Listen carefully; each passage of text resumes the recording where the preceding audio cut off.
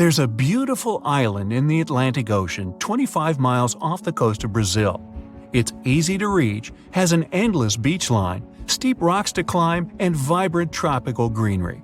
Yet there isn't a single hotel here, no one's hiking on all those rocks, no one's watching sunsets by the ocean, and you'll never see kids build sandcastles on the beach. People left this island a long time ago and will unlikely ever come back to live here. It's been long since taken over by creatures you'd rather never meet. Ilha da Queimada Grande has the highest concentration of venomous snakes in the world. It's the only natural habitat of the golden lancehead viper, one of the most dangerous snakes on the planet. Somewhere between 2,000 and 4,000 of these critters live here. They say you're never more than 3 feet away from meeting one of them on the island. They're like life insurance salesmen. Lancehead vipers have venom that's 3 to 5 times stronger than that of their closest mainland relatives. Evolution helped them to develop it to keep them properly fed. Their only prey is birds that visit the island to rest. Lanceheads have to slither up the rocks for lunch and can't wait and trace those birds like other snakes. So they developed a super venom that works almost instantly. One legend says the snakes ended up in the middle of the ocean thanks to pirates. They were looking for a good place to hide their booty, their gold. The island was a perfect match. They also needed something to protect their treasures from any invaders. So they brought some snakes, and those multiplied quickly. A more realistic explanation involves not humans, but rising sea levels. Snake Island used to be part of the Brazilian mainland, but the sea isolated it from the rest of the country around 11,000 years ago. The snakes that ended up on that island were able to spread and thrive because they had no predators to bother them. And when people tried to, let's just say it didn't end well. Another island legend is about a fisherman who came here to pick bananas. He didn't expect he'd have the company of venomous snakes, and they were ecstatic about a new item on the menu. The fisherman ran for his life back to the water, but had been bitten before he managed to jump into his boat. A couple days later, his boat was found, but he didn't make it through the journey. Snake Island has long been uninhabited, but it used to have a human population for a few years, from 1909 to 1920. It was the lighthouse keeper, his wife, and 3 kids. Their task was not to let people on the island. According to another legend, one night snakes got inside their house through the windows. The parents grabbed their kids and tried to escape to the boat. Sadly, the snakes were faster. No one of the family had survived that visit. The lighthouse has been automated. Now the Navy visit it regularly to check if it's in order and keep visitors away from the island. It's both for the safety of people and for the good of snakes that are a critically endangered species. Some of those people are tourists looking for adventures. Others are smugglers that capture and sell lanceheads for $10,000 to $30,000. Animal collectors and scientists are willing to pay that price. There are rumors that the venom helps cure heart conditions. In the past, someone tried to set the island on fire to get rid of the snakes altogether and clear the land for agriculture. But the snakes have an important mission. It's crucial to study them to better understand the whole lancehead snake family and to treat people who get bitten by them on the mainland. Such incidents happen a lot in Brazil. If you really want to visit the island, you have to be one of those biologists or researchers who use it as a real-life lab to study the golden lanceheads. You must go through a lot of paperwork and get an official permission for a visit. There will also always be a doctor in the group to help others if something goes wrong, and Navy officers to make it safe. Elsewhere, there are places where people do survive alongside snakes. Musambo Island on Lake Victoria in Uganda is home to 2,000 snakes and less than 100 people. That's a ratio of over 20 snakes per person. Rock pythons, cobras, vipers. You can find those even in people's houses. Sometimes they share beds with the locals. They believe the island is home to many kinds of spirits that have transformed into snakes. The people are just guests here, and they must never ever hurt those snakes. Even if you find a cobra under your pillow, you aren't supposed to scream for help. You'll scare away good luck. And if you hurt a snake, Well, prepare to pack your bags and leave the island for good. There are also monitor lizards on the island. The snakes live in peace with them and the locals. They feed mainly on bird eggs and won't attack you first.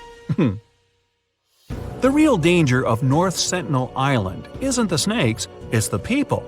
The island, about the size of Manhattan and surrounded by corals, is home to one of the most isolated tribes on the planet, the Sentinelese. They're a hunter-gatherer society that doesn't welcome any strangers at all. The only safe outside visit took place in 1967. Based on what they saw back then, anthropologists guessed there could be anywhere between 50 and a couple hundred people living on the island. No one else in the world speaks or understands their language. Another dangerous place is Makajima Island in Japan, south of Tokyo.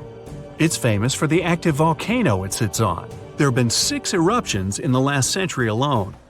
Poisonous gas has been leaking through the ground ever since the latest incident in 2000. For years, all residents and tourists had to carry gas masks at all times when on the island. When the siren went off, it was a sign to put it on immediately. It meant the sulfur levels in the air had dangerously risen.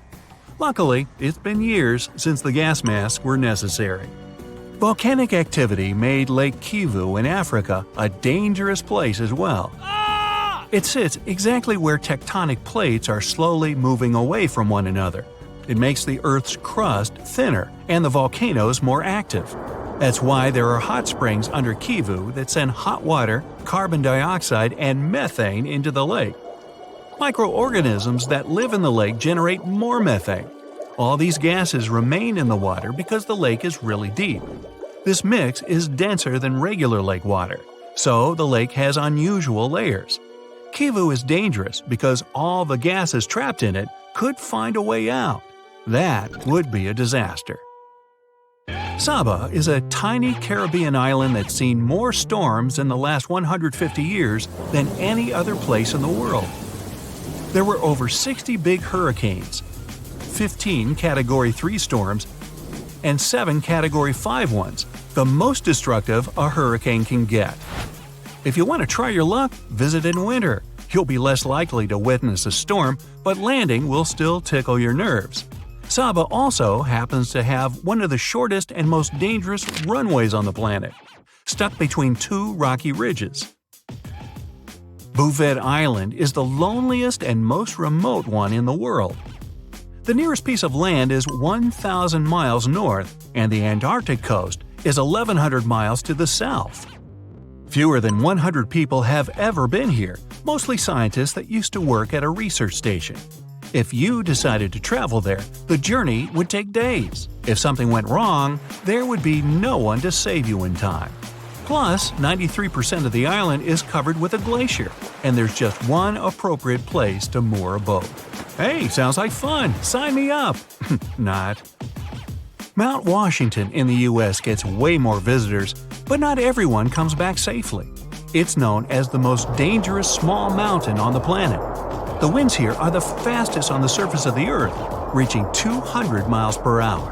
Hey, let's go fly a kite, huh?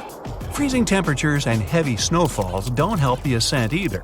Hikers are often steered away from trails and roads. Even if you do make it to the top, you'll experience overloads like on the peak of Mount Everest. No one expected such a strong storm. It's too dangerous to sail back to the land because of high waves and winds. But suddenly, you notice a small green island nearby. You and your friend are about 25 miles off the coast of Brazil. You were fishing and didn't notice black clouds obscuring the blue sky. You're approaching the unknown island and see a Coast Guard boat behind you. People from there are screaming something to you, but you can't make out the words because of the thunder. They tell us we should stay away from that island, your friend says. Despite the warning, you still sail since there's no other way out. Around the island, you notice sharp rocks sticking out of the water like knives in the dark. Now you realize what the Coast Guard warned about, but it's too late. Your boat hits a rock. The bottom is pierced. You start to sink. The rain and wind are getting stronger. Both of you fall overboard.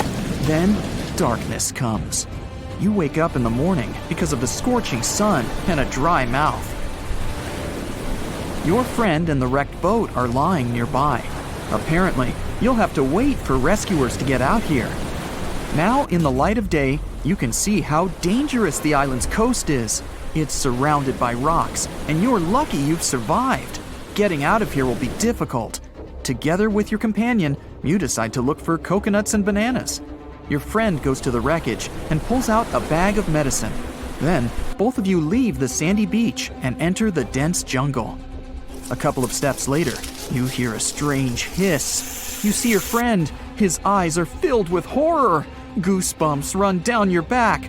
You feel something alive crawling under your feet, and there's a lot of it. You look down and notice slithering snakes. There are dozens of them. They wrap around your legs, get into trees. They're everywhere. Don't move, your friend says. I think I know where we are. You want to ask him a question, but fear takes away your voice. He reads your face and answers the question. We're in one of the most dangerous places on Earth, the Brazilian Snake Island. These are not just some ordinary snakes. This is the golden lancehead, one of the most venomous reptiles in the world. You can find them nowhere else on the planet except for this land. They evolved here naturally, without other snake species intervention. That made their venom 5 times stronger than the venom of ordinary vipers. They're practically the only owners of this island. Nowhere else in the world will you find such a concentration of creeping reptiles on such a small piece of land. And now, they're glad that 2 big lunch meals have arrived. There's little chance of survival, but you're gonna try. The first thing you need to do is get out of your stupor and find a thick stick. This is your best tool right now. If you encounter a venomous snake, the best you can do is retreat slowly. But this time, there are too many of them. They're aggressive and hungry. Together with your friend, you fight off the snakes with a stick. But there's more and more of them coming. One of them falls on your shoulder from a tree and bites your neck. The poison instantly enters your bloodstream and affects your muscles. It feels like your body is melting. It becomes difficult to move, and your neck swells. Your friend grabs you and carries you deep into the jungle. Here, among the trees, you notice an old lighthouse. Yeah, this building really stands out here. Once a year, the Coast Guard visits it. Your friend breaks down the door and puts you on the floor. You're afraid you won't be able to survive the bite.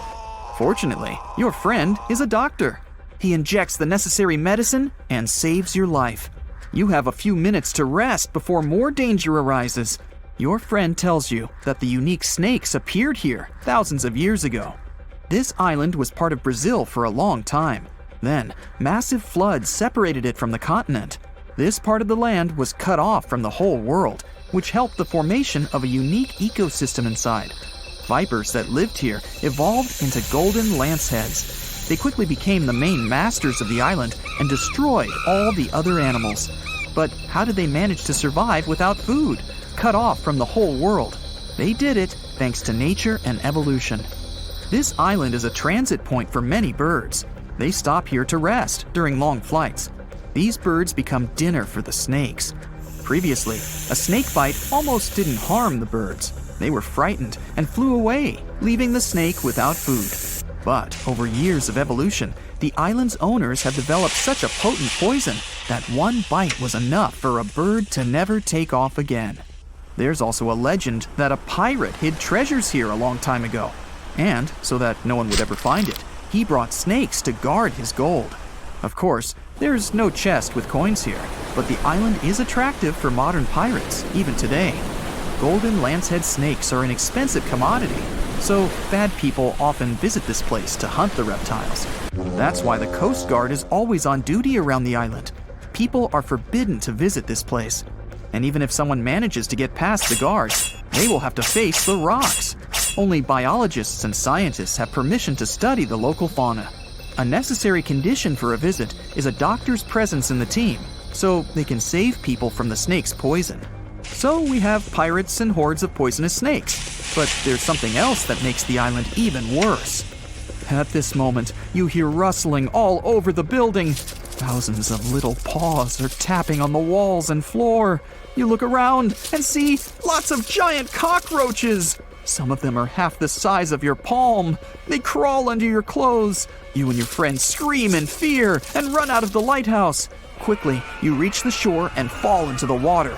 It seems that not a single cockroach is left under your shirt. But that's not all. You hear a strange buzzing sound. You look around and see a dark cloud of flying beetles forming in the sky. It's locusts! Thousands of flying insects are heading in your direction. To avoid a collision, you dive under the water and wait for the cloud to pass by. You go up to the surface and move to the shore. Fortunately, there are almost no snakes here. You and your friend are afraid to approach the jungle and wait for several hours until rescuers arrive. You're nervously painting a pattern on the sand and make a promise that you'll never revisit this place. Finally, you see the lifeguard boat. You're trying to tell them you got here by accident. They believe you and evacuate you from the island. While you're sailing away, you think about what would happen if many poisonous snakes appeared in a village or a small town. It's difficult to imagine what kind of problems people would face. But in fact, there's no need to imagine anything. There is a place on the planet where locals live next to poisonous cobras, but it doesn't create any chaos. A human can live in peace and harmony with reptiles in that village. Welcome to Shetpal village in India. This place has a population of about 2,600, and it's located in the jungle. It's hot here. Locals are friendly and responsive. If you go into one of the houses, you'll see something that seems impossible.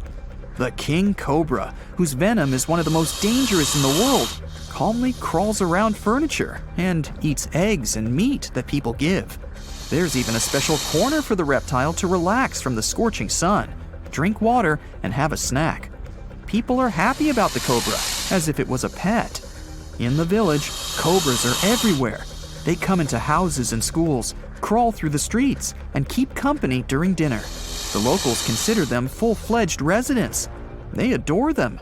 The snakes are also used to people and don't see them as dangerous. The coolest thing is there has never been a tragic case in the village because of a poisonous bite. There's no other place in the world where cobras live in such harmony with people. Around 128 million years ago, give or take, snakes popped up out of nowhere and started thriving on Earth, eventually branching out into around 4,000 species we have today. But it's not just because they ditched their limbs and got all long and slithery. Even though there are 25 groups of limbless lizards, snakes are the one who really hit the jackpot in terms of diversity. To figure out what makes snakes so successful, scientists looked at over 60,000 snake and lizard specimens from museums all over the world. According to them, snakes have been evolving faster than lizards in key ways, which gives them the upper hand when it comes to exploring new opportunities. So if you think this is creepy, hey, I'm right there with you. But let's push forward. One major factor of their success is their feeding habits. With their flexible skulls and keen sense of smell, snakes can eat animals way bigger than their heads and track down prey like champs. When dinosaurs got wiped out around 66 million years ago, snakes were ready to adapt to the changing world and fill those empty spots. Now, we're not sure why snakes evolved so quickly, but it's clear that there's something special in the grand scheme of evolution. Just like the sudden explosion of flowering plants, these macroevolutionary singularities have shaped life on our planet in unexpected ways. Now, snakes can be found almost everywhere on Earth, showing off a wide range of traits and habitats. They can be found in deserts, rainforests, grasslands, and even deep oceans. All snakes are predators, munching on different prey, including insects, small vertebrates, other snakes, and sometimes even larger mammals or humans. Ow! However, you won't see any snakes in Ireland. Why? Well, one of the most famous legends about St. Patrick involves him driving these reptiles out of Ireland. Still, experts think snakes never lived in Ireland to begin with, so it's more of a symbolic story than anything else. There are a few more places in the world where snakes don't exist, like Iceland, Greenland, New Zealand, and Antarctica. New Zealand's lack of snakes is especially intriguing, considering its proximity to snake-heavy Australia. The reason for this seems to be the country's ever-changing climate, which makes it difficult for snakes to thrive. Now, even though New Zealand is snake-free, sea snakes occasionally make an appearance in its waters. The yellow-bellied sea snake and the yellow-lipped sea crate are known to visit the island every now and then. So when it comes to what country has the most snakes, Brazil takes the prize. With over 375 species calling it home, Brazil has a mix of harmless and dangerous snakes. The country's vast rainforests provide a perfect habitat for these reptiles, including famous constrictors like the anaconda, the boa constrictor, and the emerald tree boa. Brazil is also home to venomous snakes, such as the fer-de-lance and coral snakes. However, if you fear going to a Rio carnival just because you're terrified of Brazilian snakes, I've got some news for you. Out of 4,000 snake species in the world, only around 600 are venomous, and only about 200 of them can cause harm to humans. So, fatal snake bites are less common than people might think. Chances you stumble upon a bad snake are like 5%. Now, it's hard to say exactly how many individual snakes there are out there, as they tend to, keep to themselves. However, scientists can make estimates about the number of specific species. For example, they believe that there could be as many as 1 million common garter snakes in the wild. Cute little guys. Unlike the super widespread common garter, the St. Lucia racer is one of the rarest snakes in the world. It had quite a roller coaster of a story. Thought to be extinct, then found again, then lost, and finally rediscovered in 2012. The survivors are spending time together on a teeny island called Maria Major, after being wiped out on the mainland by mongooses and other invasive critters that like to snack on these harmless snakes. Another reason snakes hit an evolutionary jackpot is because they have this cool thing that they're basically solar-powered and depend on outside sources of heat or light. People often say they're cold-blooded, but that's not entirely accurate. Their blood isn't cold. The right word for them is ectothermic, which means their body temperature can change and is controlled by the environment. While mammals and birds can keep their temperature steady, reptiles must soak up the sun or find other ways to warm themselves up. Now, some snakes do not lay eggs, defying the traditional classification of reptiles as egg layers. While it may have been taught at school that all reptiles lay eggs, nature has its exceptions. About 70% of snakes lay eggs, but those living in colder environments give birth to live young because eggs would not survive in such conditions. Nature always has a way of challenging our expectations and classifications. Snakes are a successful group of tetrapods, even though they don't have the 4 key-footed feature that tetrapods are named after. Despite this, or maybe because of it, snakes are super diverse. It might seem like this diversity dates way back to the times of dinosaurs, over 100 million years ago. But modern snakes seem to have emerged more recently. Fossils and DNA suggest that snakes started to spread out and evolve after the mass extinction event that wiped out dinosaurs. They took advantage of the empty habitats and niches left behind by the long-gone species. In terms of movement, snakes are super flexible and can crawl, burrow, climb, swim, and some can even fly. The ancient ancestors of snakes were quite different from what we see today, with some species even having well-developed limbs. Snakes continue to evolve through the late Cretaceous period, with various species appearing around the world. Only a handful of modern snake families emerged later, millions of years after the extinction of dinosaurs. The snake fossil record is patchy, making it hard to piece together their evolutionary history.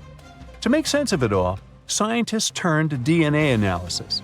Molecular clock techniques help estimate when various snake lineages split off from each other, suggesting that most of the modern snake diversity is younger than dinosaurs.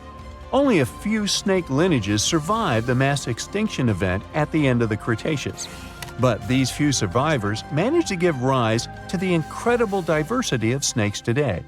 Some snake families persisted for millions of years until they eventually went extinct, while others thrived and diversified in the aftermath of the mass extinction event. This pattern of survival and rapid diversification resembles what we see in the bird and mammal fossil records after the extinction of dinosaurs. The ability to burrow, hunt in the dark, and go long periods without food helped some snakes survive the chaos after the mass extinction. Their flexibility and adaptability allowed them to find shelter and thrive when other species couldn't.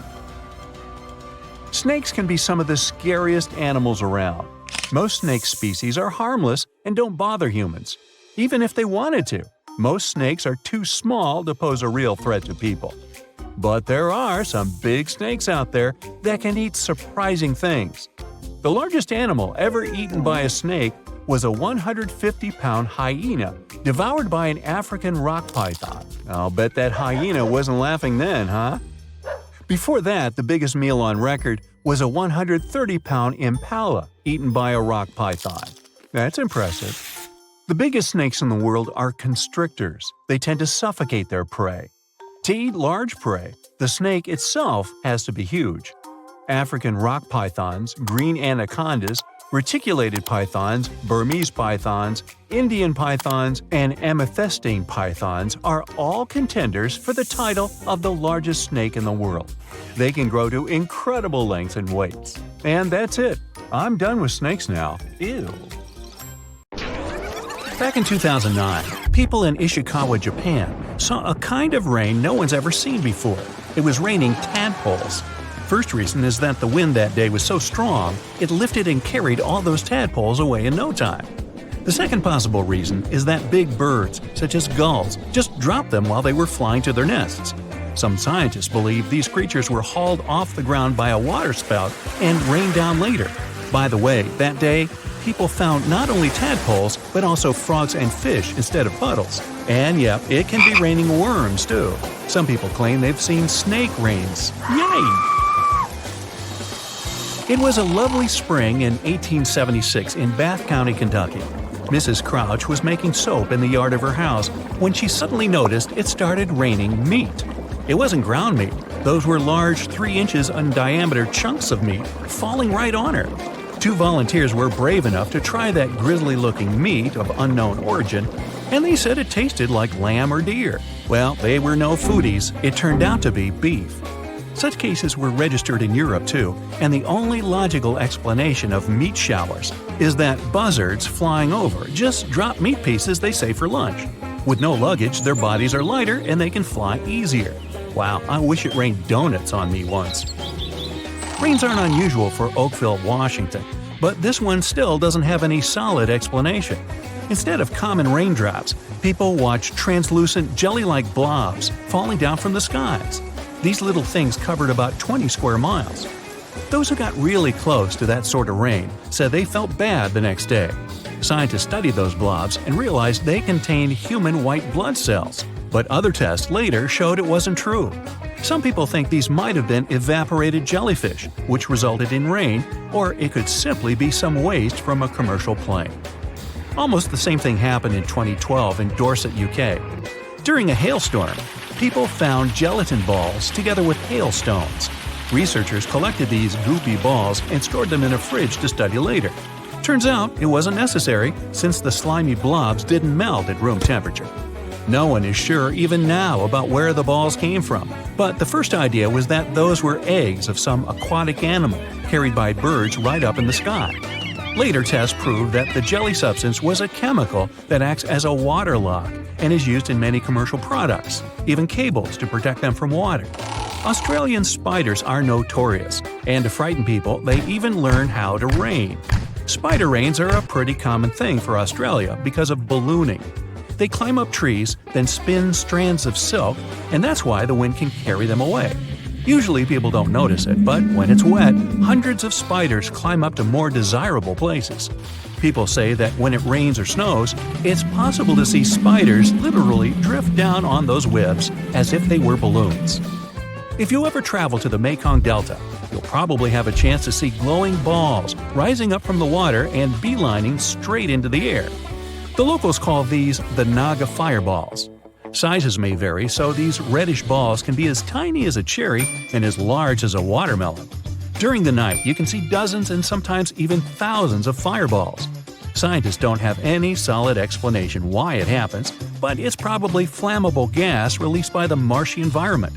Still, a local superstition claims it's all because of a giant serpent living in the Mekong.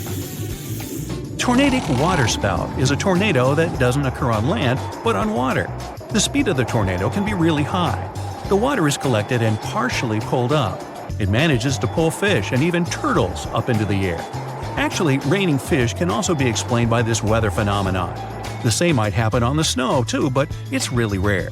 There are only 6 pictures of snow spouts, 4 of which were taken in Ontario. This weather phenomenon requires that the water is warm enough to produce fog while the air temperature is really cold, next to impossible. Lava is red, sky is blue, I'm on bright side, and so are you. Okay, I made that up. But the part about the lava being red can change. That's true, especially if you see the lava flowing from Kauai Gen volcano located in Indonesia. It has a typical red color during the day, but at night it turns luminescent blue. No mystery behind it, just tons of sulfuric acid. This volcano also has the largest acidic crater lake in the world. The water there is so turquoise, you want to jump in immediately, but you probably already guessed that you should never ever do that. The fire on that volcano is also blue, and it's the largest blue fire in the world, rising up to 16 feet. In some places, water may look like glass. White salt ponds might look like windows or even portals to the world underneath. They have their look because of salt evaporation, and such lakes can be found in France and India. But the Cargill salt ponds in the San Francisco Bay Area look even crazier because of vibrant colors. The shades vary. It can be deep blue, grass green, orange, crimson, vermilion, and even magenta. The color difference is all about the different levels of salinity and tiny microorganisms living in those ponds. On the shore of the Baltic Sea in Kaliningrad District, Russia, there's an enigmatic national park called Dancing Forest. The pine trees are all crooked and twisted there. The forest didn't appear until the early 60s, when the pines were planted to make the dune sand in that area a bit more stable. It's probably the unstable sand that made those trees twist that way. Another reason why those trees are so crooked might be strong winds. Some people claim it has something to do with supernatural powers. They say this forest is a place where positive and negative energies meet. Locals believe if someone climbs through one of the rings in those trees, it'll add an extra year to this person's life.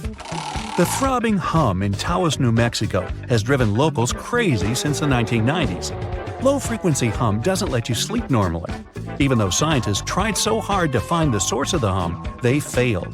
They blamed it on mechanical devices and even animals. The West Seattle hum, for example, was related to toadfish. Different variations of hum were also heard in the UK, Australia, and in some areas of the United States. Luckily, only about 2% of the world's population can hear it. Noctilescent clouds, or simply night clouds, are so rare because 1. They only form in summer, and 2. They can only be seen at latitudes between 50 and 70 degrees, both north and south. To see those clouds, the sun should be already below the horizon, but the clouds still have to be in sunlight.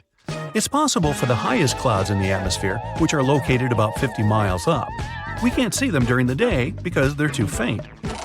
Fairy rings, also known as elf rings or pixie rings, are the enigmatic rings of mushrooms that appear in grasslands and forested areas. Scientists can't explain why these fungi can form nearly perfect circles. But the superstition claims that fairy dances would burn the ground, causing mushrooms rapid growth. In fact, it's partially true. The mushrooms grow in places where grass withered. The Amazon River, one of the longest on our planet, stretches for 4,000 miles, which is more than a drive from Vienna to New Delhi. But there's one river in South America that beats the Amazon River twice. First, it's wider. Second, nobody ever saw it. It's an Amazon underwater twin called the Hamza River, and it runs 2.5 miles underneath.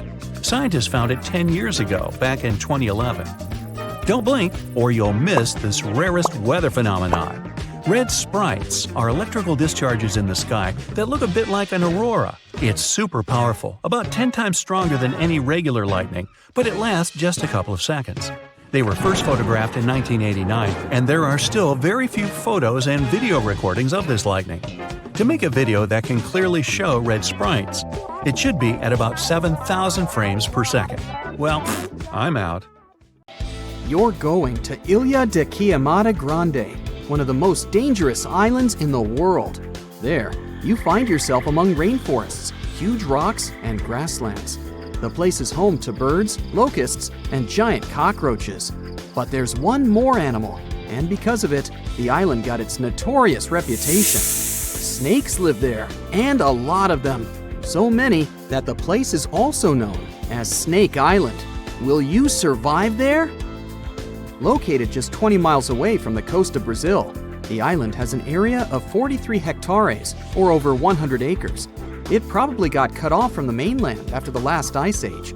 The snakes were also separated from most other animal species. They didn't have competitors and had an unlimited source of food. In such a small area, there are up to 4,000 snakes. That's one snake for every 10 square feet. It would be a difficult feat not to come across a snake on this island. Not only is this snake, the golden lancehead, one of the most numerous on the island, but it's also a highly venomous pit viper species. And it's also one of the most venomous in all of Latin America. Its venom is so potent due to the isolation of the species, with only birds sharing the land with them. To catch these birds, the snake's venom needed to become extra strong. And indeed, since they got separated from their distant relatives, their venom has become up to 5 times more powerful. Most of the time, these snakes hide in the trees or amongst leaves on the ground. If you find yourself stranded here, you'll want to keep yourself a safe distance away. Snakes mainly use their sense of smell and rely on vibrations. If you get too close to one, either stand still or slowly walk away. If you make too many vibrations, this will make them feel threatened, causing them to strike. If you spot them a safe distance away, or if you're walking toward tall grass, stamp your feet a couple of times. This will notify snakes of your presence. They won't risk taking down prey larger than they are and will likely slither away.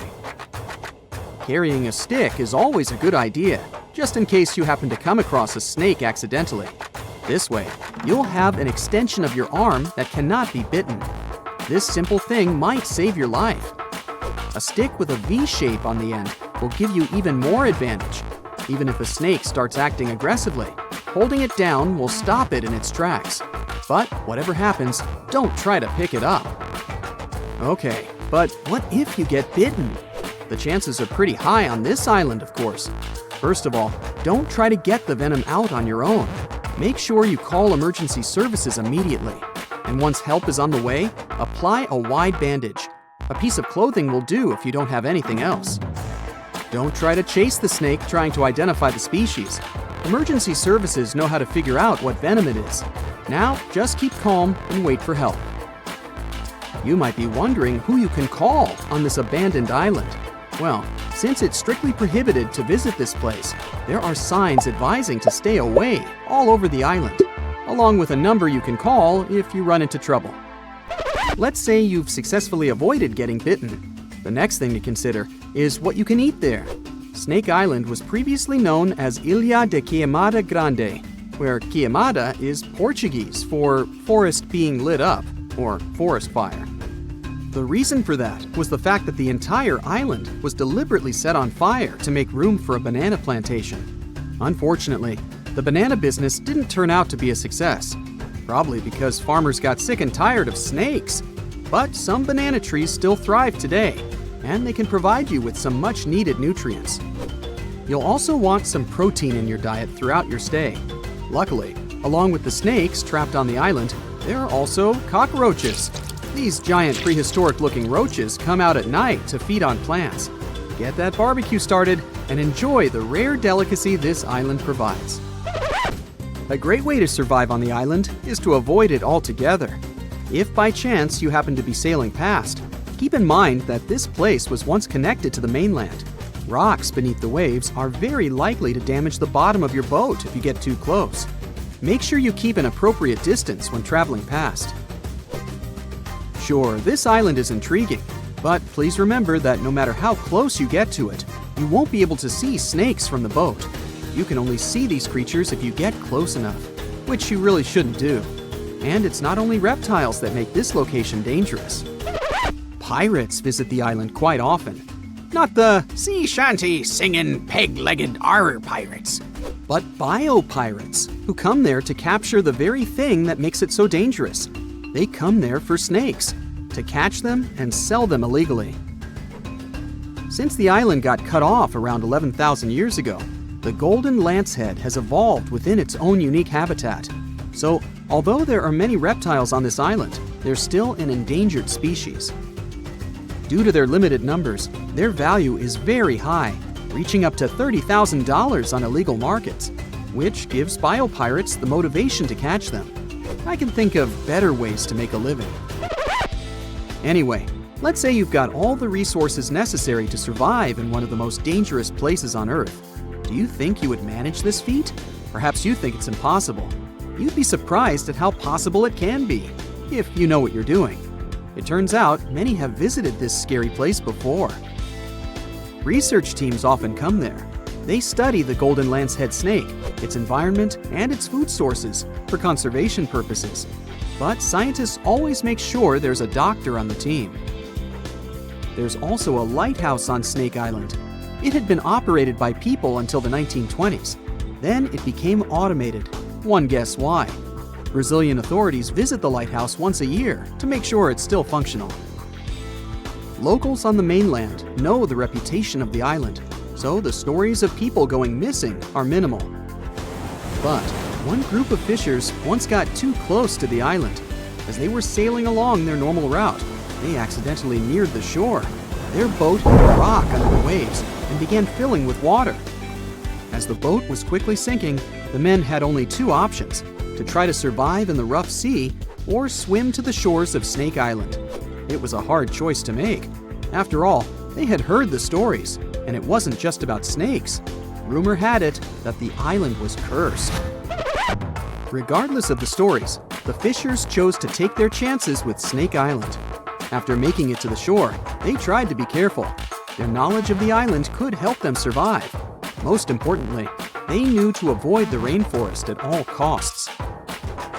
As the men got hungry, they carefully walked along the edge of the forest, warily collecting bananas. They were mostly sitting, waiting, and conserving their energy. They could only drink water when it rained. It was just enough to sustain them. They slept on the beach, unprotected from the elements and weather. And all the time, they were so close to the comfort of the lighthouse or caves. They were probably overly cautious, but it was either enduring some discomfort or risking their lives for a dry bed. They didn't yield to the temptation. They managed to survive for 3 days without being bitten by a snake. After that, a passing boat finally rescued them. So, now you know, anything is possible. Today, I'm going to tell you about creatures that had unique features which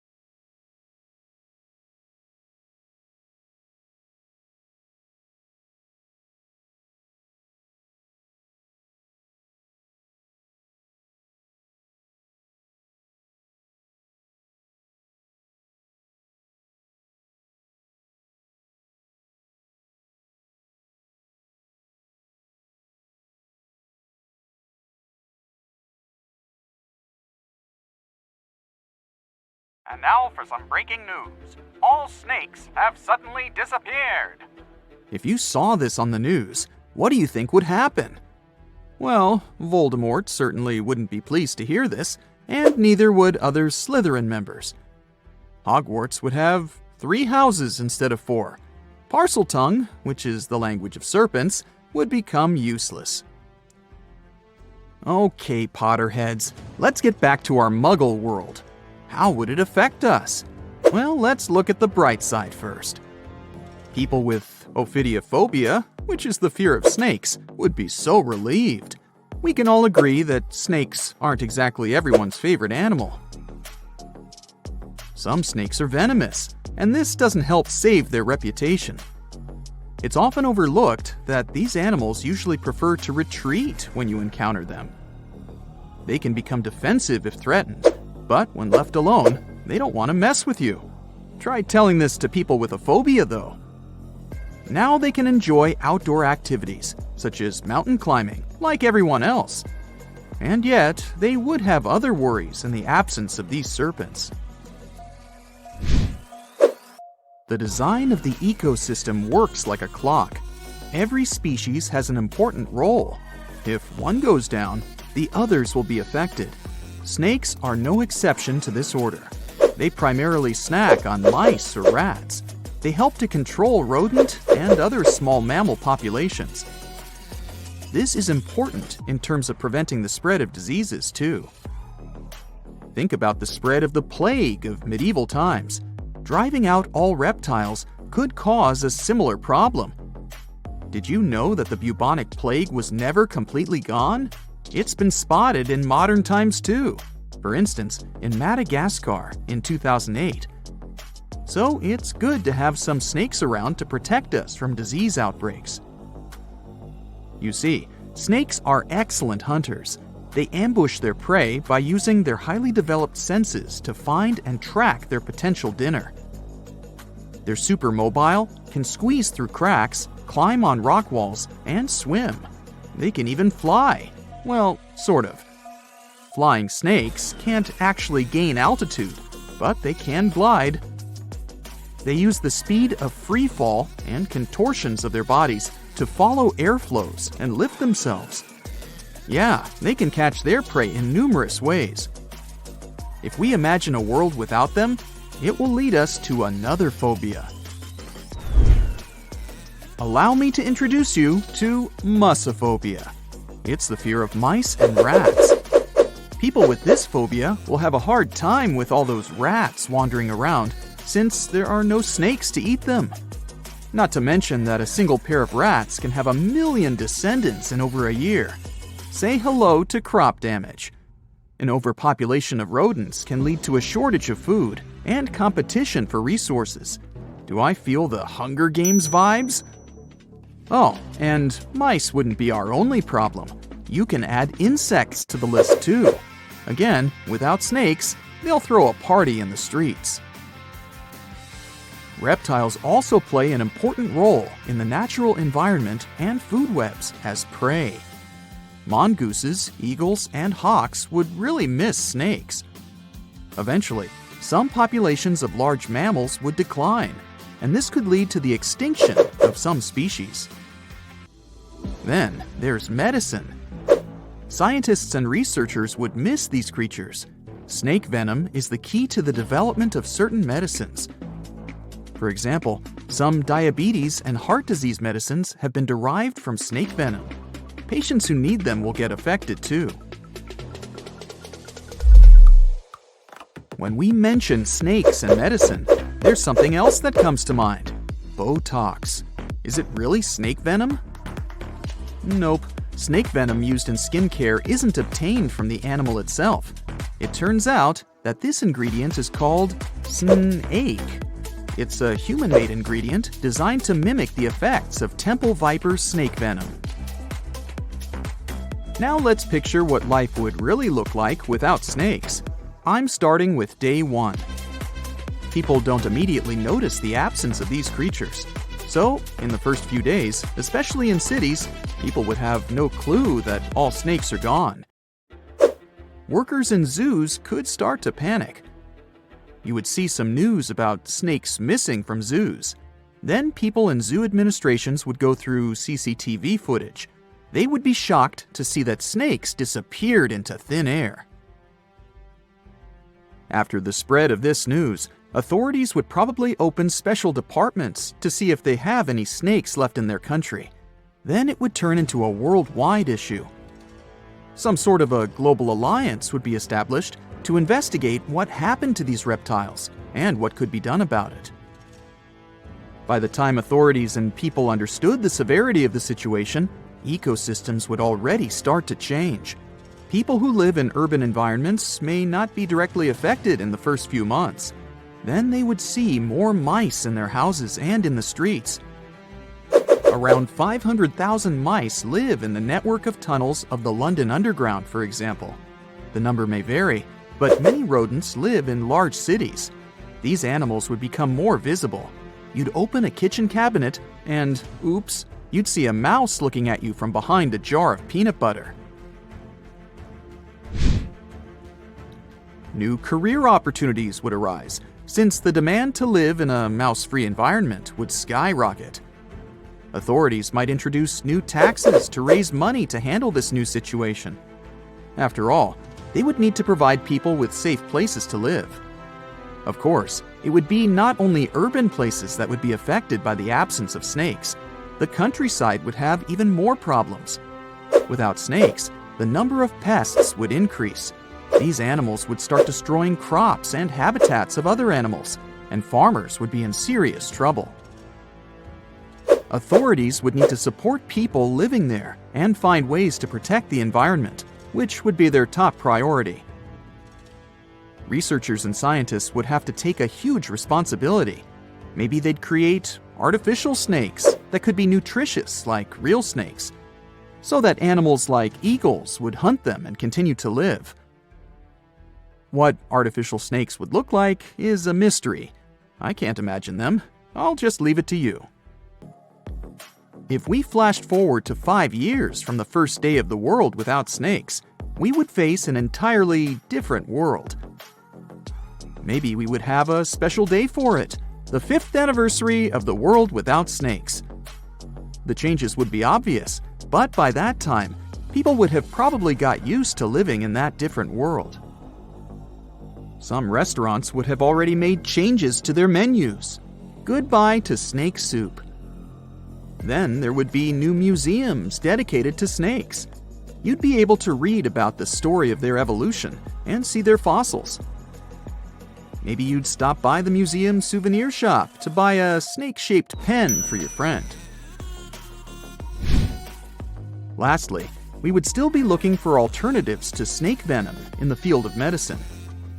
I mean, it's a relief for people who show allergic reactions to snake bites, but these animals are crucial for some studies and medicines. So, researchers would still be busy trying to find alternatives that could replace snake venom.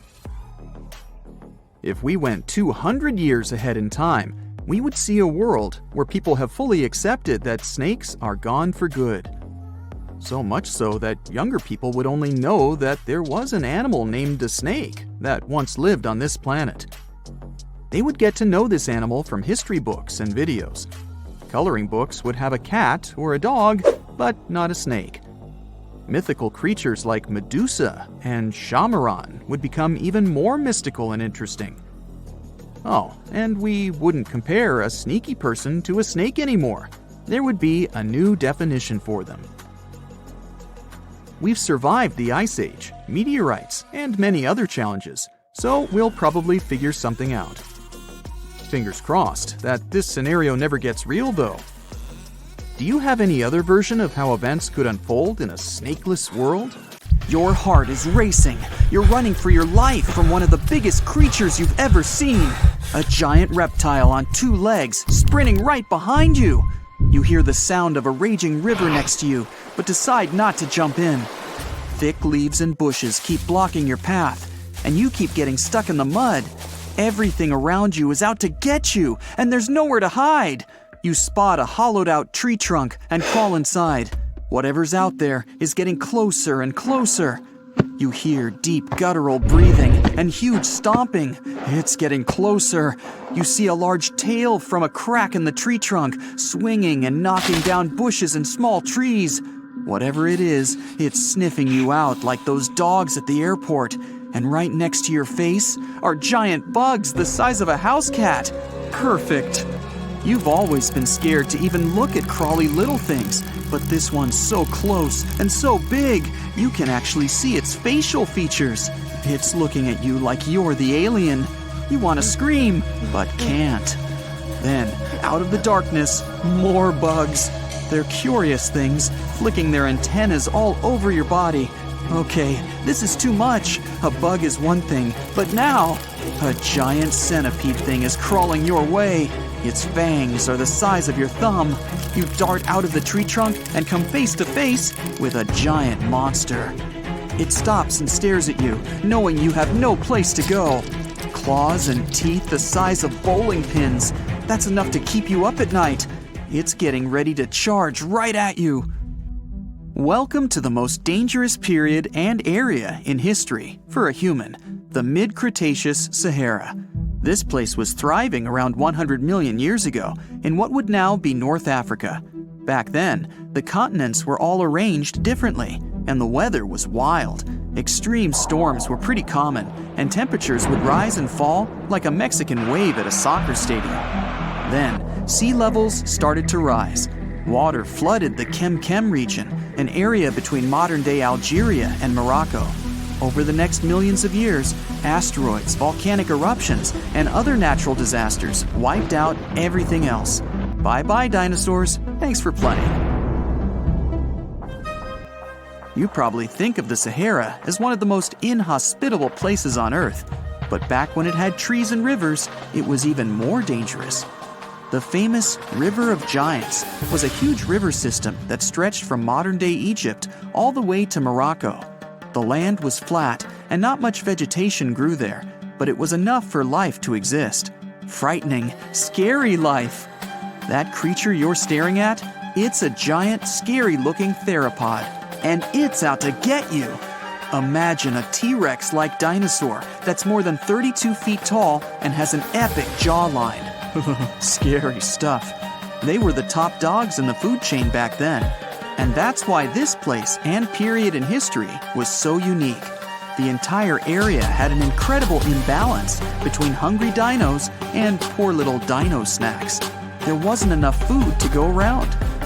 Scientists were never able to find much evidence of herbivores. That means it might have been a royal rumble of carnivorous creatures waiting to pounce on each other at any moment. So, after a while of having a stare-down contest with a giant theropod, a shadow creeps up on you from behind. You're too scared to turn around, but the growling is louder than anything you've ever heard. It shakes you to the core. You turn around and see a Spinosaurus, and that's about all you can see. You know how they always show the T-Rex as the king of the dinosaurs? Well, this one would be, what, the emperor? It stands about 50 feet tall and has a sail of scales on its back, the size of a regular human. Then add in a crocodile-style snout with razor-sharp teeth and some short, powerful legs. Its diet mainly consists of river fish, but it's looking at you like you're a delicious fish taco. The two alphas are now in a standoff, with you stuck in the middle. But before you close your eyes and get ready to be eaten, they begin fighting each other, knocking down trees. You tiptoe your way out of there and run. The further you go, the better, right? Wrong. Not here, because everywhere you go, there's going to be something dangerous. During this period, there was danger in the sky, in the water, and on land. There were small mammals scurrying around here and there, but they mostly stayed in the shadows to avoid danger. After 5 minutes of running as fast as humanly possible, you make it out of the forest and onto an open plain. Bad move. Now there's nowhere to hide. Suddenly, you hear another shriek. You look behind you. Nothing. It's just short grass everywhere. Then you tilt your head up to the sky and see what looks like a giant bird. Only these are technically flying crocodiles. There were plenty of huge pterosaurs that ruled the skies. Alanqua saharica was a flying reptile that may have eaten fish in the river. Those fish must have been tasty. It had a huge wingspan and long slender jaws. Oh, and it was the size of a small bus. This one found you and is racing down to catch you. You run for your life, again. And this time, there's no place to hide. Suddenly, you feel talons grasping onto you and you're lifted off the ground. You soar up. If you weren't scared out of your mind, you might have noticed how beautiful the giant river channels below you are.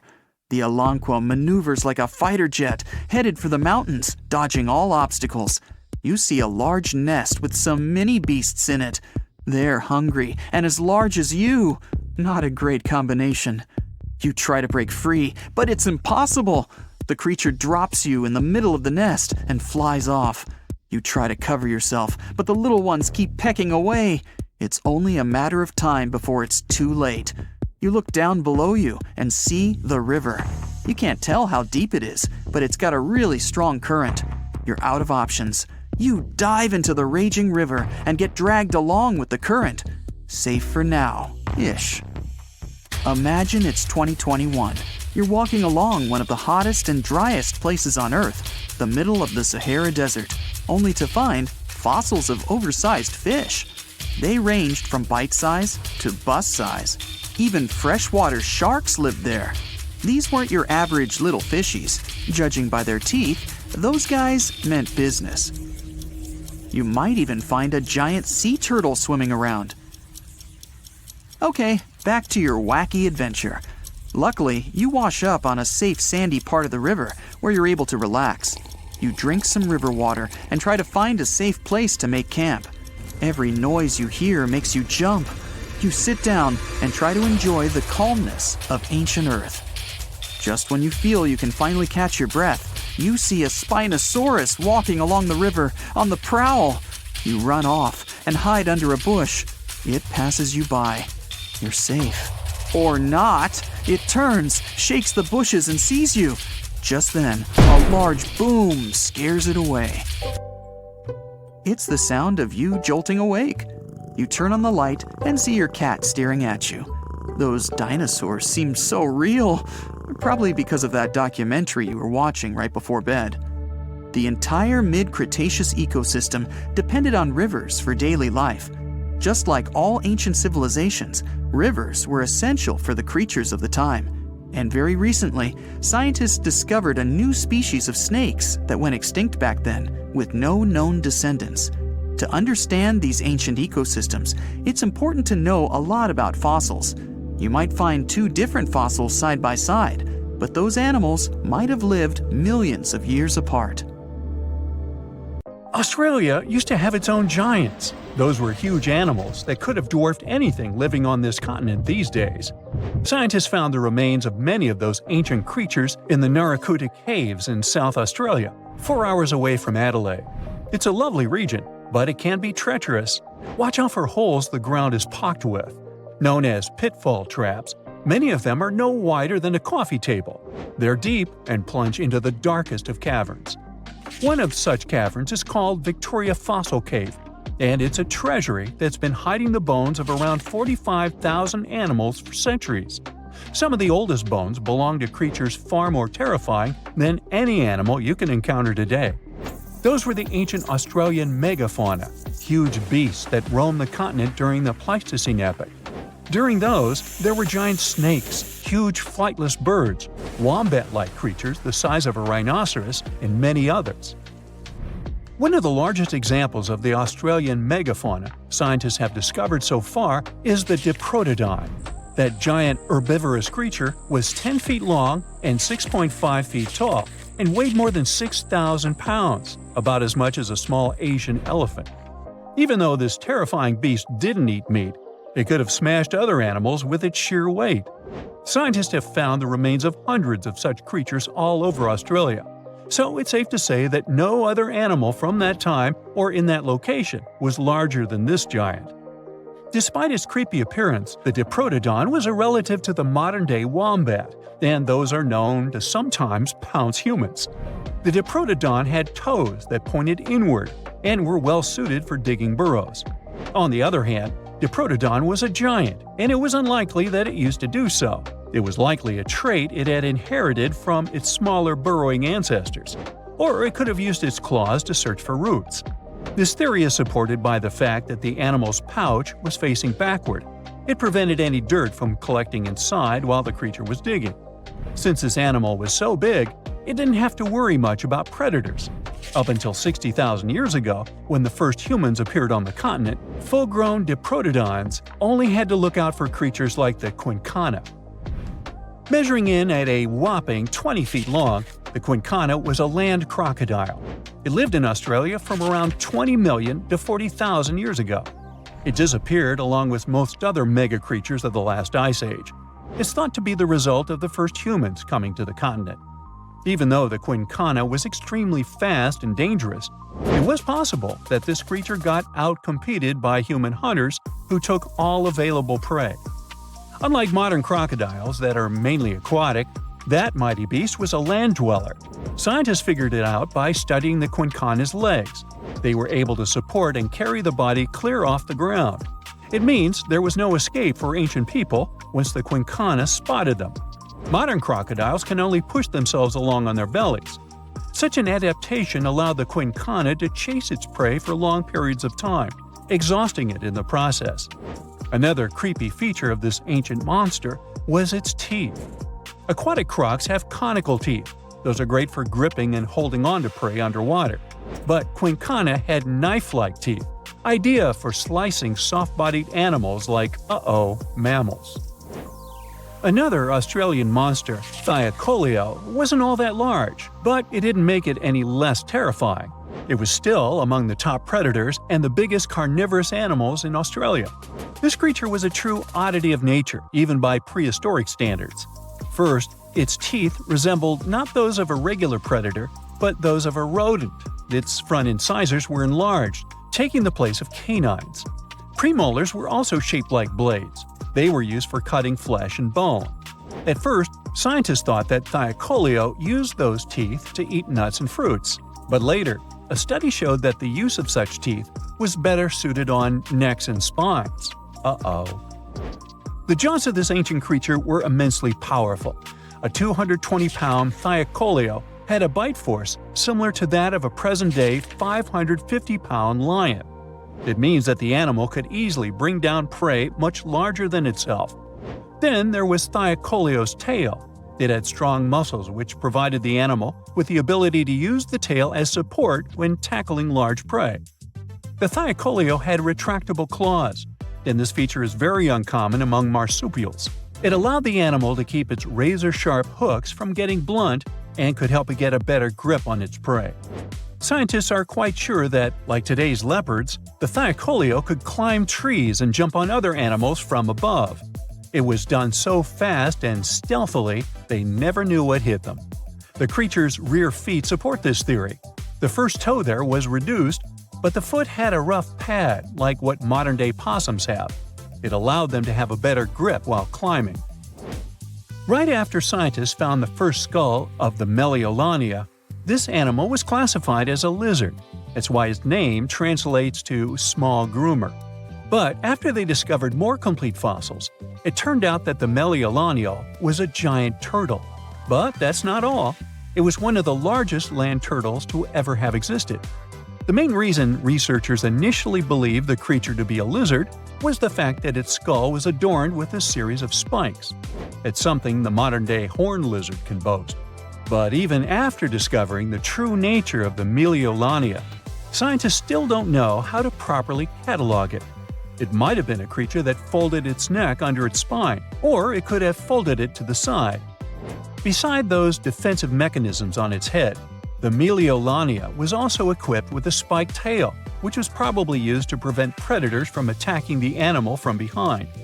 Most species of the Meliolania disappeared around 2,000 to 3,000 years ago because of humans who hunted them to extinction in both Australia and on the surrounding islands. It took around 2 centuries for these turtles to go extinct in that region of the globe. The Megalania was a giant Australian lizard that existed at the end of the Pleistocene epoch. It looked like a Komodo dragon and the Australian monitor lizard. which are both believed to be Megalania's closest living relatives. Fossils tell us that the ancient animal was anywhere from 15 to 26 feet in length. Ow! The youngest fossil remains of this ancient Australian monitor lizard date back to about 50,000 years ago. The first indigenous settlers must have encountered Megalania, which led to the lizard's extinction. Originally, scientists thought that the Megalania was the only member of the genus Megalania, but these days it belongs to the genus venomous, which means that the prehistoric creature is closely related to other Australian monitor lizards. Our next giant creature on our list was once dubbed an ostrich on steroids. I mean, look at it. It was the last of the thunderbirds to go extinct in Australia. The Geological lived on the continent at the same time as early humans.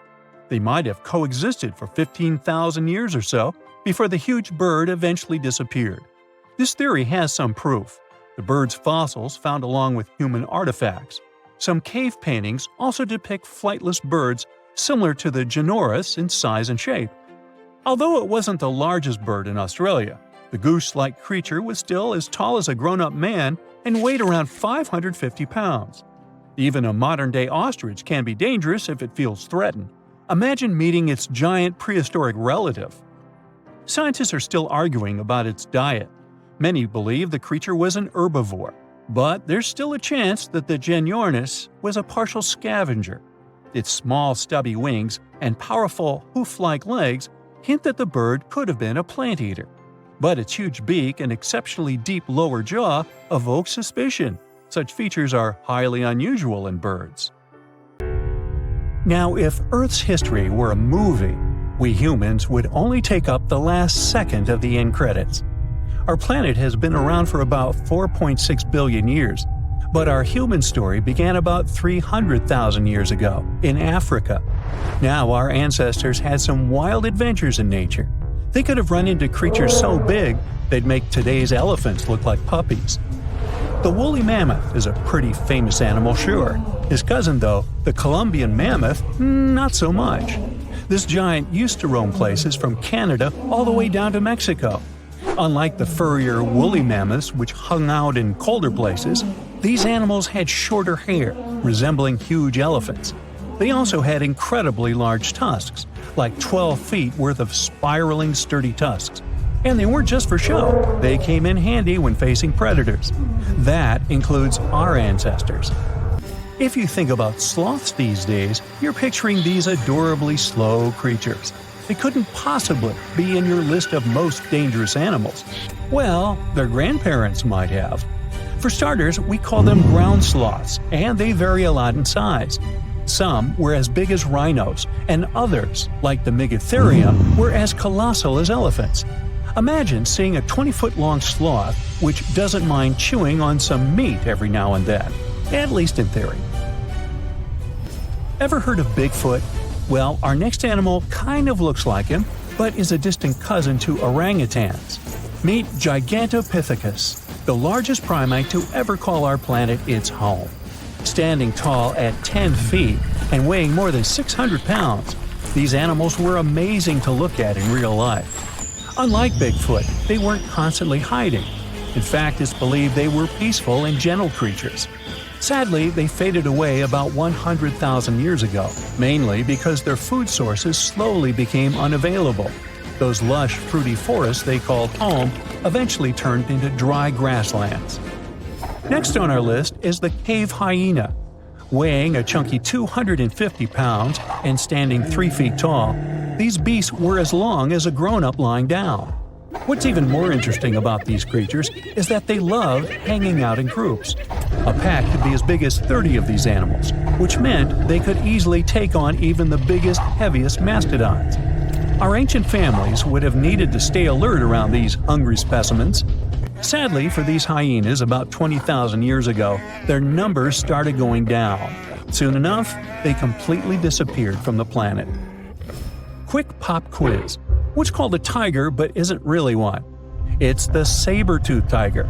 I mean, sure, they belong to the feline family, but they aren't technically tigers. First appearing around 42 million years ago, in July I think, many of their kind were gone before we even showed up. However, early Americans might have bumped into a couple of specimens from this group. If that really happened, it would have been quite the encounter. Think of the biggest wild lion today or the hefty Siberian tiger. These big cats also had some incredible features hidden in their fur. They were good at sneaking around, hiding, and pouncing on mammoths bigger than themselves. Their bite wasn't that strong, but they could open their jaws wide, like twice as much as a lion. And although their teeth were a bit on the weak side, they had buff forearms to pin down their dinner, giving those big fangs a purpose. Not the kind of kitty you'd want to play with. Dire wolves made their debut about 250,000 years ago. They were like the gray wolves we know today, but a lot stronger.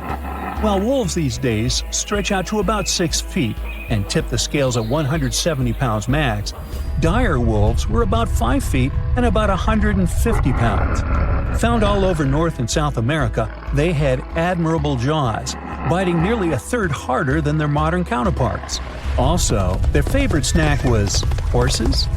But just like many other majestic beasts of the past, they faded away around 10,000 years ago. Now, names can be deceiving. Take the American lion, for example. It's not really a lion, it's more of a panther's big cousin. The other part of the name is correct, though. They did live in America about 330,000 years ago. This feline was no lap cat either. They were at the top of the wildcat pyramid, weighing a colossal 772 pounds. That's like stacking 4 grown men on a scale. Even the mighty African lion would look a tad bit shy beside these beasts. With the muscle to take down a bison, you wouldn't want to accidentally interrupt their dinner. They parted ways with this planet around 11,000 years ago, right after the last ice age. Now, down in Australia, about 50,000 years ago, I wasn't around then, there lurked a relative of the Komodo dragon, the Megalania. Experts love to have debates on how big it was. Some say it stretched out to 23 feet. Others think it was just about 11 feet long. Either way, they were basically mega-sized Komodo dragons with a dangerous bite. If you think bears are already big and fluffy now, let's introduce the short-faced bear. While this big creature stood on its hind legs, it towered at 14 feet. With long limbs, they could outrun today's bears, hitting speeds up to 40 miles per hour. These ultra bears sadly disappeared around 11,600 years ago. Now imagine a crocodile. Okay, imagine that same crocodile, only supersized, with sporty legs, doing its thing in Australia about 1.6 million years ago. Well, say hello to the quincana. These crocs were extremely large, reaching 23 feet. And no, they weren't lazy river loungers. These creatures really loved spending time on land. They evolved to have strong legs for their chases and razor-sharp teeth designed for slicing, not gripping. When did we stop sharing beaches with them? About 40,000 years ago. The name elephant bird might not sound familiar, but try to picture a bird that stood tall as high as a basketball hoop at 10 feet and weighed as much as a small car, 1,500 pounds. Their eggs were equally huge, like 150 chicken eggs bundled up into one. Now, as amazing as these birds sound, there's a lot we still don't know about them. They're hard to study, as most extinct animals are. Still, some recent studies have given us some clues. Scientists have been examining ancient molecules from their fossilized eggshells.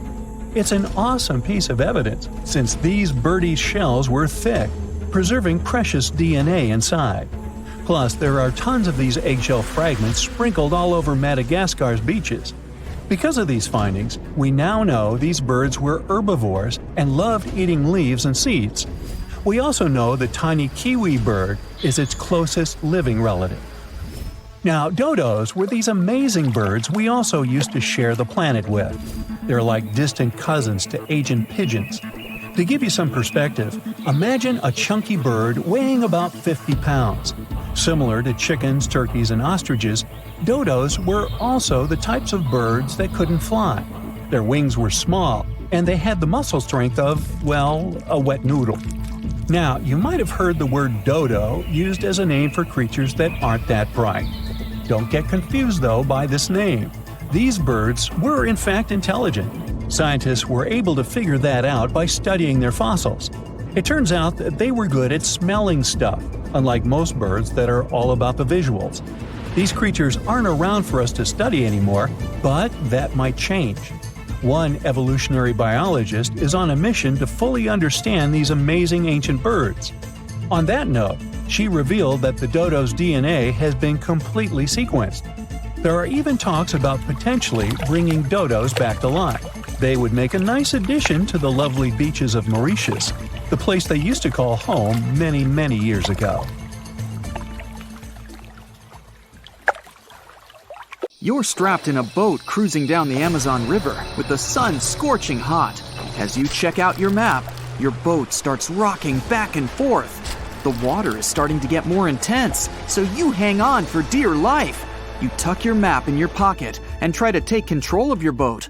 You strike some jagged rocks and duck low to avoid tree branches.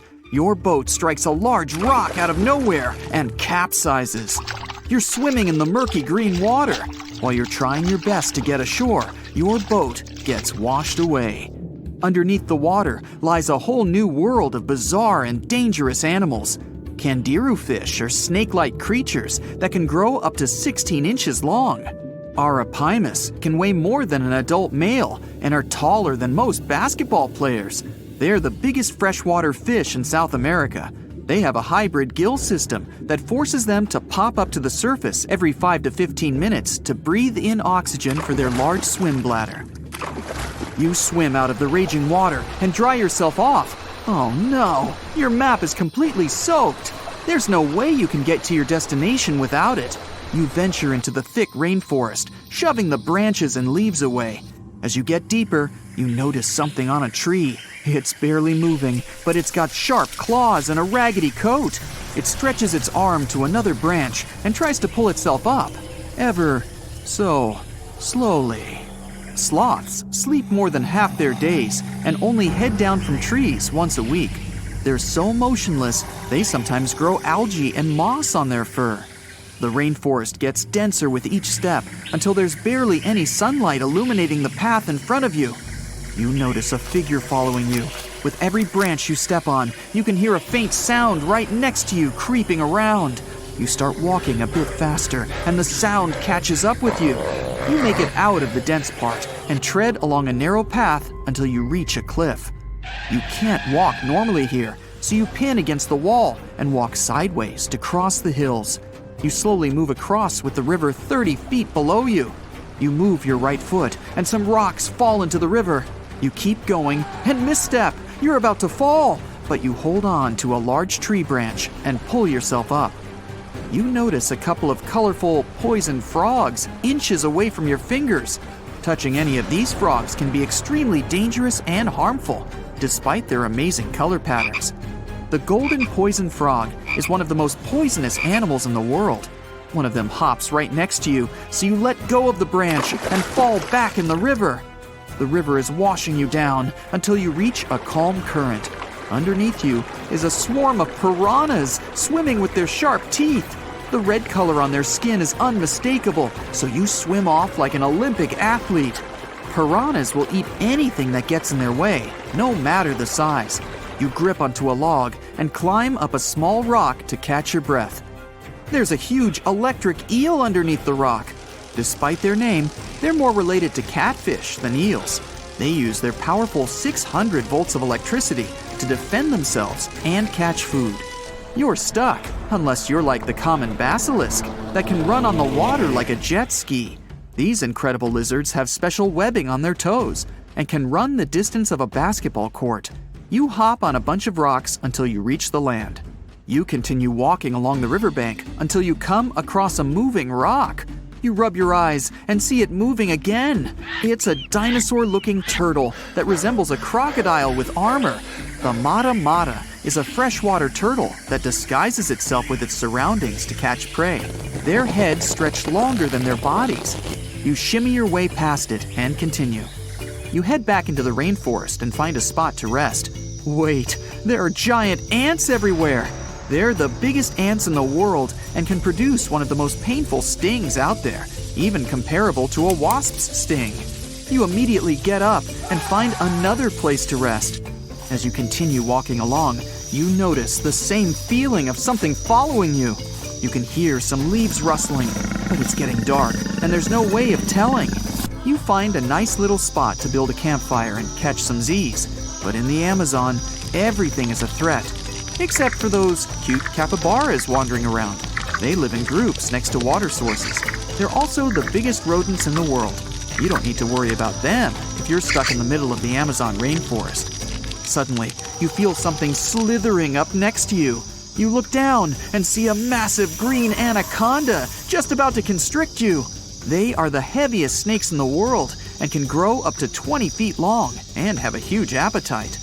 You get up and sprint your way out of there.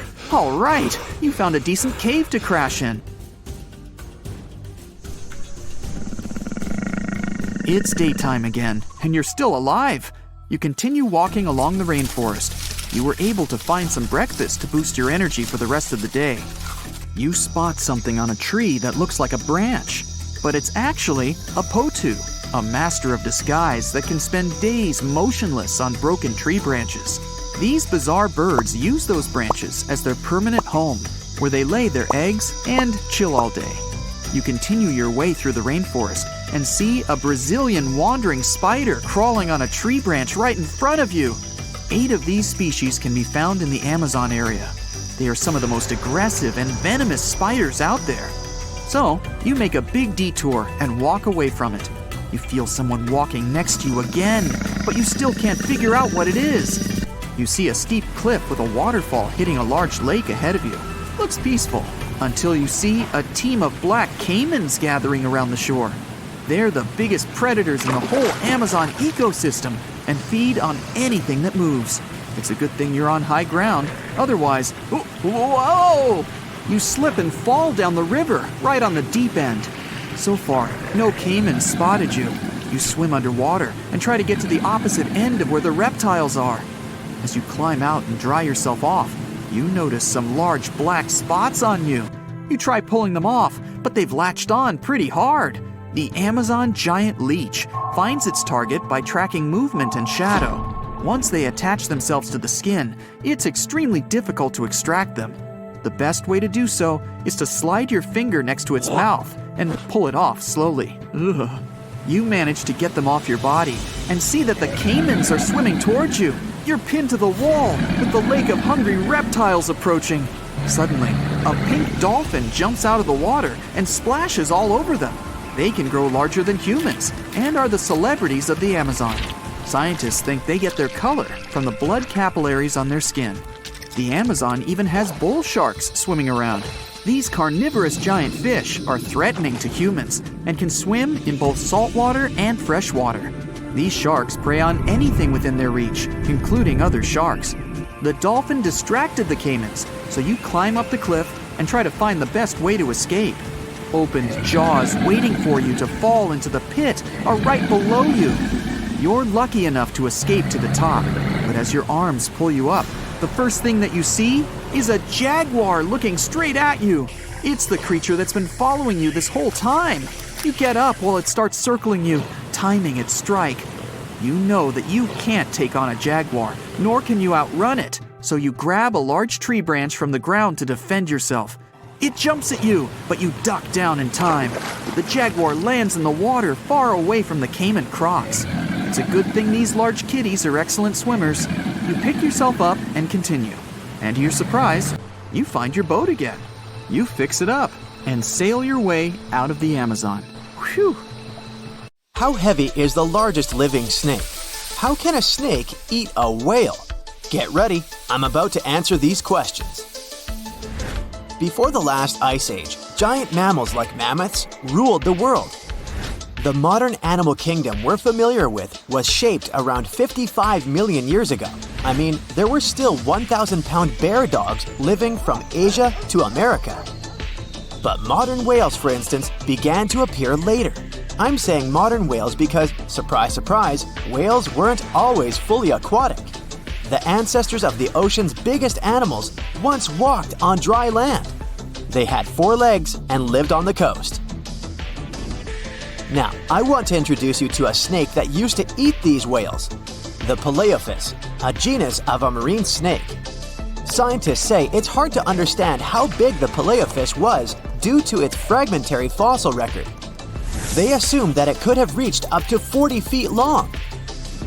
Its fossils were found in different parts of the world, from England to Morocco and Virginia, USA. The Paleophis is extinct now, and sea snakes today are only about a quarter of the size this majestic creature used to be. So no need to worry about this underwater monster. But there once was an even bigger snake, the Titan boa. It was around 50 feet long and most likely weighed over a ton. It used to live in what is now known as northeastern Colombia around 60 to 58 million years ago. Scientists say that it mostly fed on fish. Another giant animal that lived in the past was the black Gigantopithecus. These primates aren't related to gorillas. They lived in the area of modern China. Some people believe that they're still alive, but so far, no one has laid eyes on them. Some people even go further and say that the stories of Bigfoot or Yeti are based on these animals.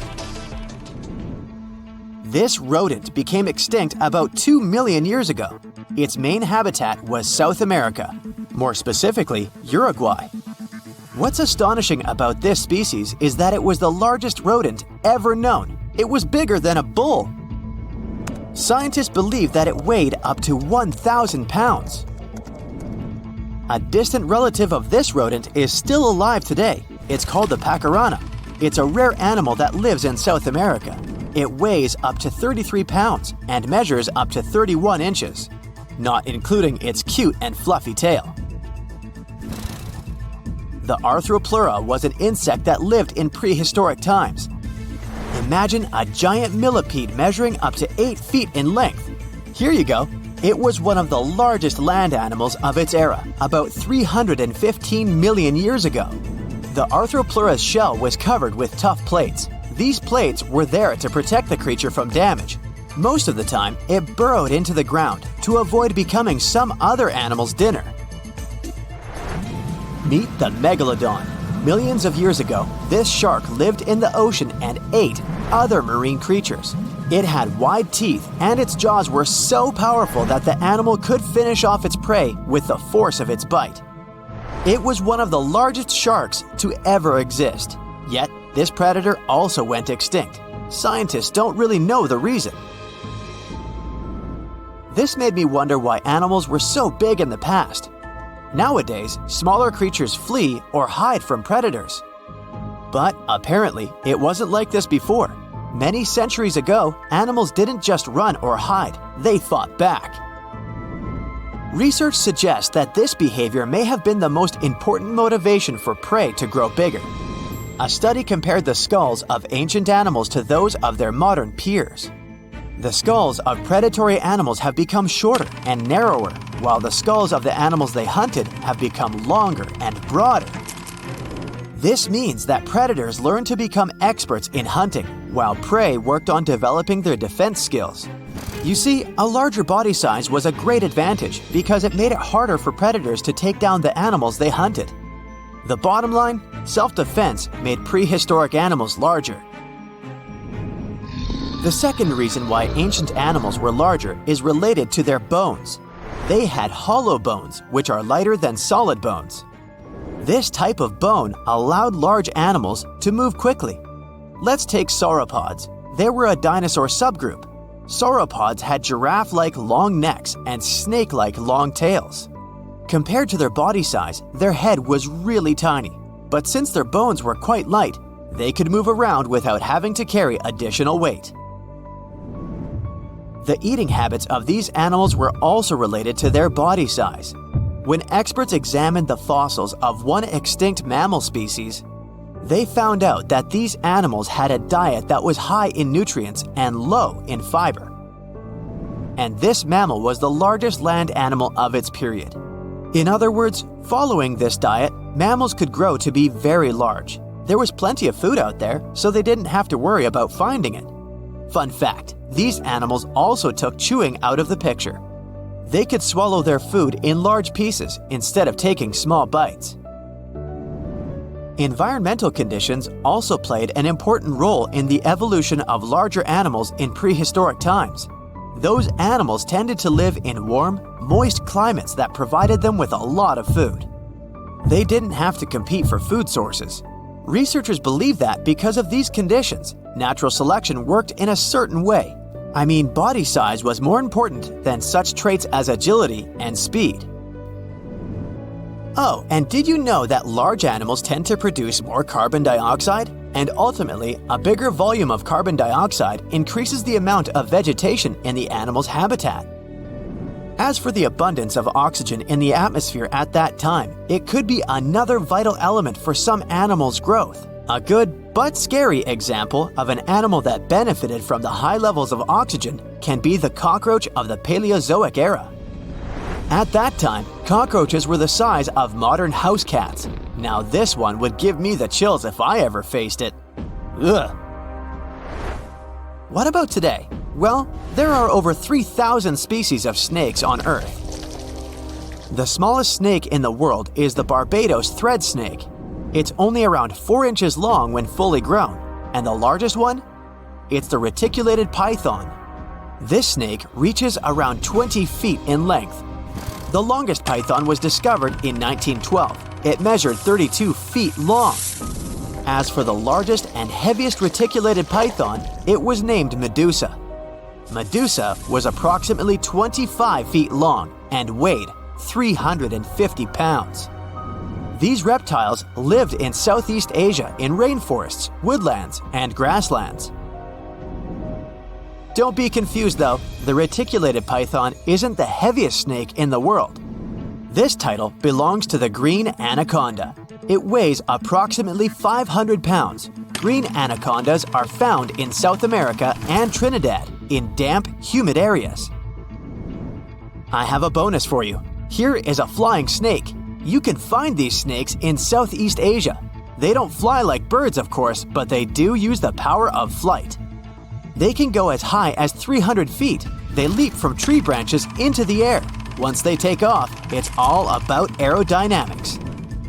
Their main technique is flaring their ribs and pulling in their abdomens. While airborne, they undulate from one side to another and slightly up and down. This motion helps snakes to turn and glide.